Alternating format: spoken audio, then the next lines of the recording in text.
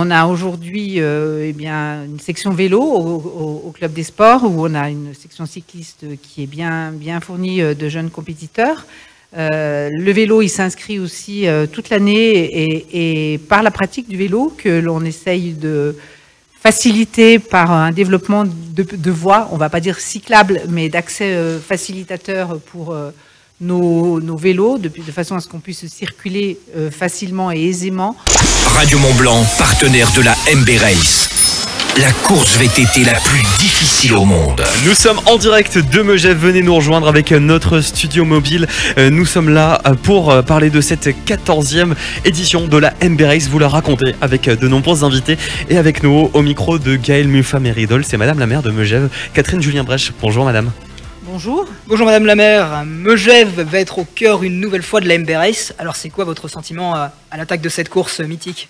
Bah écoutez, aujourd'hui c'est un petit peu le temps qui est un petit peu mitigé aussi, mais qui va quand même pas, je ne pense pas décourager les nombreux participants qui viennent depuis maintenant 14 ans participer à cette compétition qui a pris le superlatif d'être la course la plus difficile au monde et qui s'inscrit aujourd'hui dans le programme des activités sportives au cœur de Megève. Vous le dites vous-même, c'est une course exceptionnelle, la plus difficile au monde. Comment est-ce que vous faites pour attirer de tels événements dans votre station ?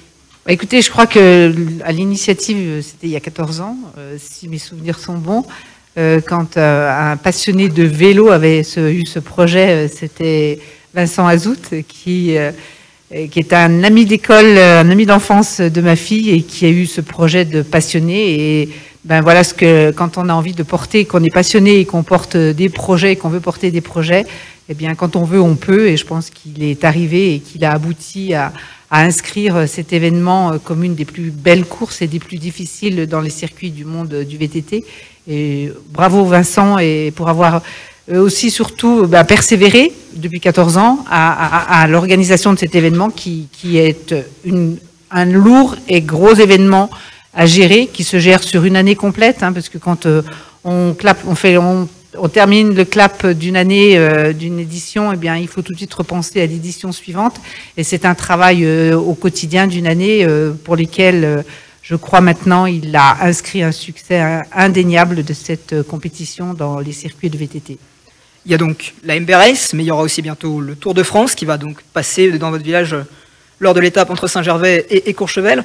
Au-delà de ces deux événements estivaux, comment est-ce que vous mettez à l'honneur le vélo au quotidien dans votre ville ? Alors, le vélo, on le met déjà parce qu'on a aujourd'hui une section vélo au Club des Sports, où on a une section cycliste qui est bien fournie de jeunes compétiteurs. Le vélo, il s'inscrit aussi toute l'année et par la pratique du vélo que l'on essaye de faciliter par un développement de voies, on ne va pas dire cyclables, mais d'accès facilitateur pour nos vélos, de façon à ce qu'on puisse circuler facilement et aisément. Dans nos secteurs de montagne, c'est compliqué. Et puis le vélo s'est inscrit aussi avec pas mal de compétitions à Megève. Il y a eu au mois de juin la Megève Mont-Blanc Cycling. On aura alors le Tour de France cette année n'est pas porté par Megève, mais il passera 2 fois Megève, une fois quand il arrivera à Dégey pour aller à Saint-Gervais et quand il repartira de Saint-Gervais pour partir à Courchevel. Après, on attend aussi un autre événement de vélo qui est la Haute Route.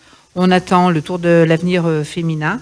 Donc, ce sont des événements qui apportent, je dirais, de la fréquentation, qui permettent de faire connaître notre territoire et de découvrir tous ces secteurs qui sont accessibles par le vélo, que ce soit en VTT sur nos domaines et dans nos différentes vallées et montagnes, et puis aussi sur les différentes routes, écoles avoisinants qui sont praticables en vélo de route.